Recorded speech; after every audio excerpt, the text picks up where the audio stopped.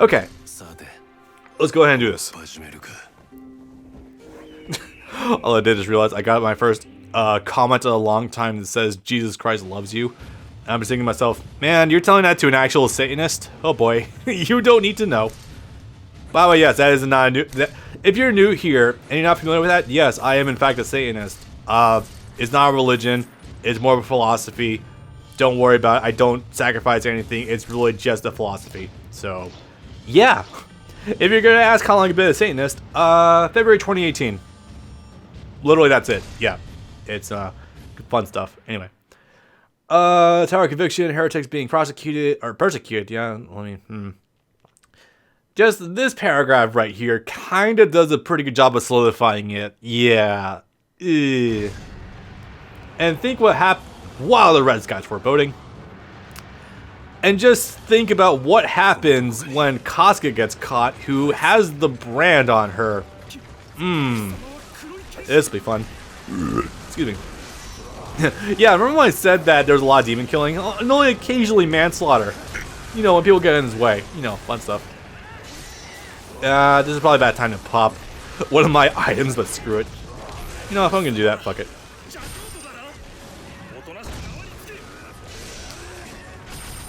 Come quietly, he says. Okay. Oh god, this is a pretty multifaceted level. Ugh.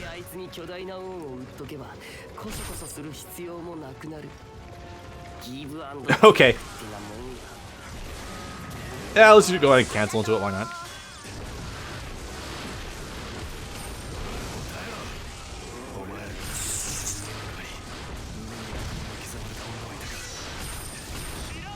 If they did that, then there would have been a lot more of a shitstorm about it, buddy. Trust me. God, I will never tire of this game's sound design and also the use of camera shake whenever Gut swings his sword. It's so nice. Here's a place where Casca is. Yeah. Also, like I said before, I haven't practiced this game, and I haven't replayed the Tower Conviction arc in this game in literally forever. I have done one or two runs of the Millennium Falcon arc, but not at all for Tower Conviction, so I have no idea what we're really in for. This is kind of sort of blind-ish, but not really. It's kind of up in the air. Oh boy, oh boy. But yeah, is it at all obvious that, as I said before, that this entire arc is Mior's indictment of the Catholic Church during the Middle Ages with the witch hunts and all that crap? Yeah, it's oh boy.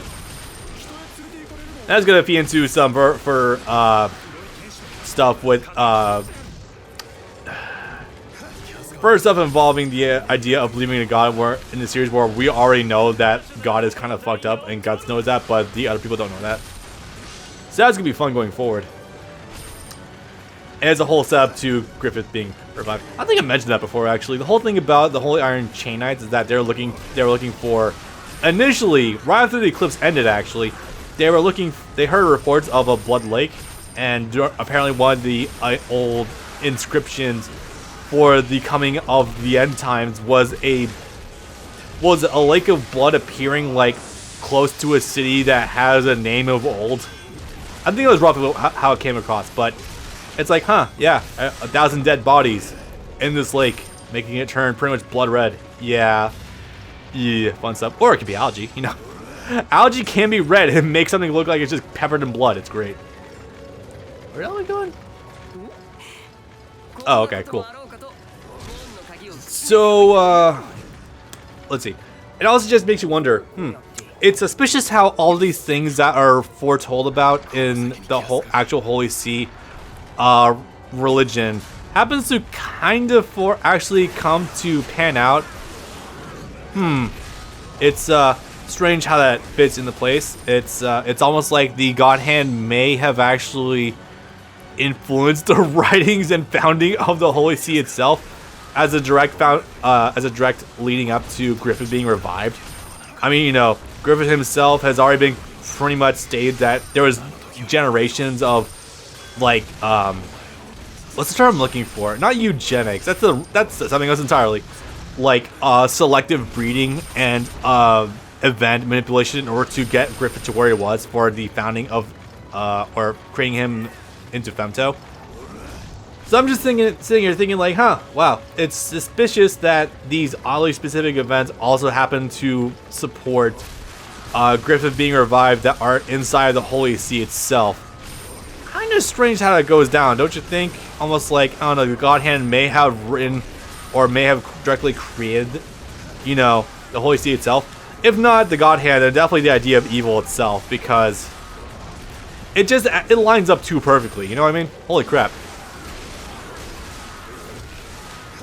Boy. Excuse me. Speaking of God Hand, it still bothers me that we still know literally nothing about Conrad or Ubik. I mean, not like you need to know much about them anyway. They're literally like two manlets that are just kind of taking the same shape with having their hands clasped together, but slightly different faces and how it's like the same size. But like we have hints of what Void it is. We've had a name drop for what Slan potentially is, like the Whore Princess of the Uterine Sea. I like the idea of implying that an entire sea is just a giant uterus. Like, haha, whore. Or, the whole thing about Griffith. Well, we already know exactly who Griffith is. We've gone through an entire arc dedicated to him before. How about that shit? But, like, Ubik and Conrad, we know jack point shit. Like, the closest we have to maybe having an idea of what they might be is, like, Ubik when he was manifesting after the Great War of the Astral World. He was in like that really weird ass painting that was like a reference to some actual like abstract artist of that was like alive once upon a time. That's like the closest we have to potentially like what we might know for his lore. Now, like, obviously for a series like this, we don't need to know every single fucking detail about every single character. That would be silly. Like, we don't need to know like the backstory of every single fucking Espada in Bleach. That would be silly. I mean, like, we kind of do anyway, but like we don't need to. Like, it's not inherently like fundamental to knowing about the series. You know what I mean? I was supposed to head north. Yeah, I'm kind of getting more wrapped in my own commentary right now. I'm not really paying attention too much to the level. Hello, I'm here for dark-skinned tomboy GF. Oh yeah, that's right. This is a Costco in a new look, right? I guess I should pretend to be surprised, but then again, I've already. Am I not here yet? What is happening? I'm here. I'm not sure what you want me to do. Do you want me to kill that guy? Okay. Wow, he is not suffering hit stun. Okay. We good? Maybe? There's like literally no one else here besides you. Oh, okay. that was literally it. All right. Huh. You actually see the sword that Izuto was carrying. It's kind of cool. More dogs. Awesome.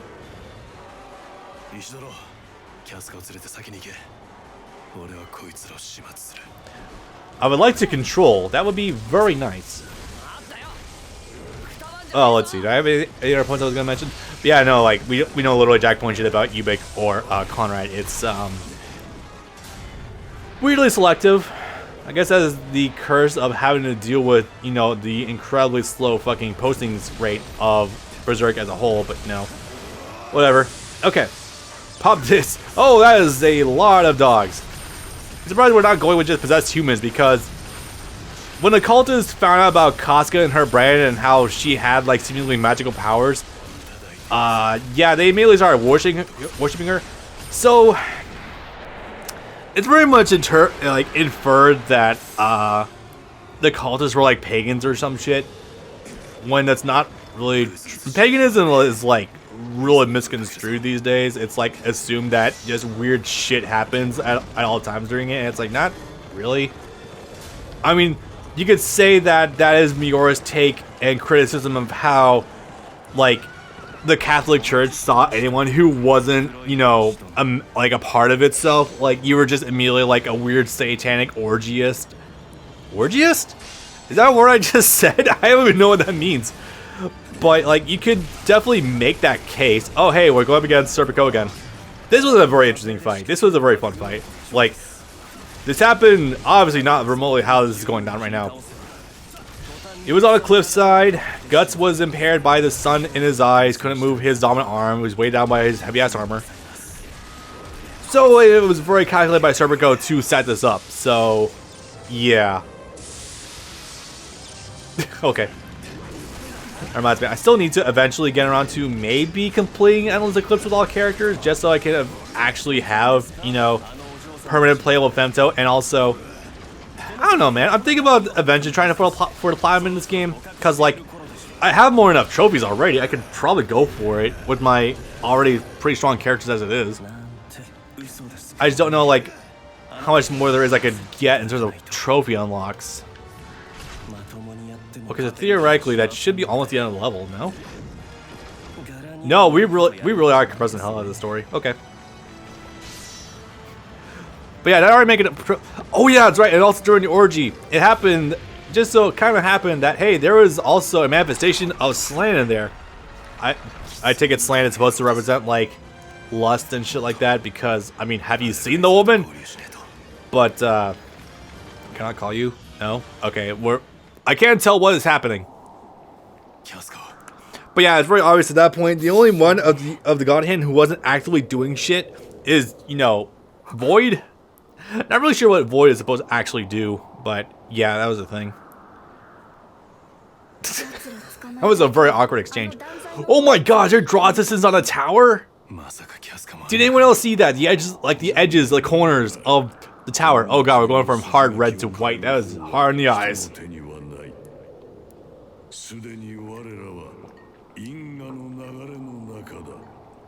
This is not inherently true. Sorry for hovering on the white screen, by the way.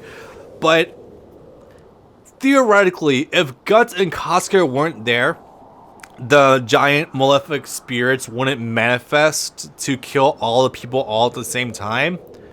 So theoretically, if they weren't there, it would have potentially either stalled or outright not happened. In theory.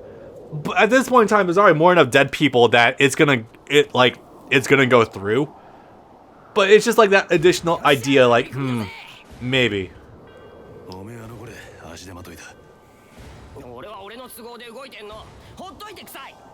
Isidro sometimes this character. Sometimes.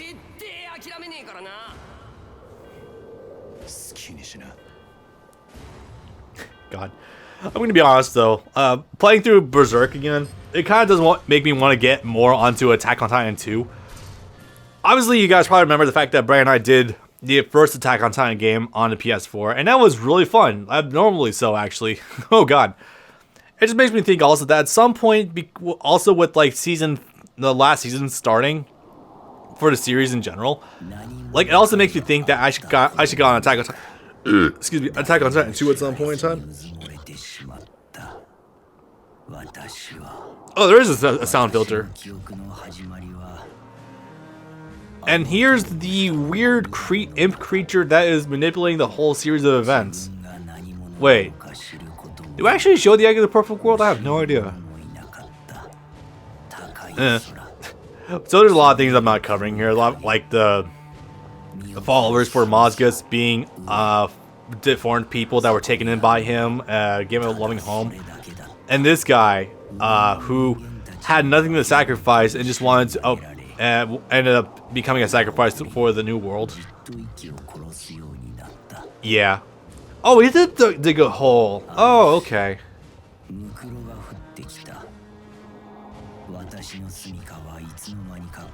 Yeah, it's... Oh, God. Are we also not showing... We're not showing Luca! Oh, that sucks. Luca is like best girl in the whole franchise.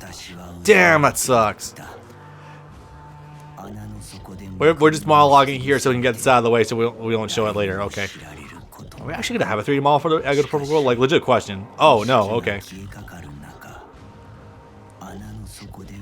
Notable to mention that he did meet 5 angels, so this is after... He would have met them after Griffith's ascension.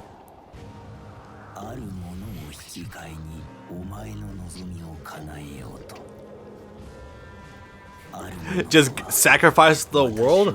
What a perfectly adequate setup for what we were trying to accomplish here.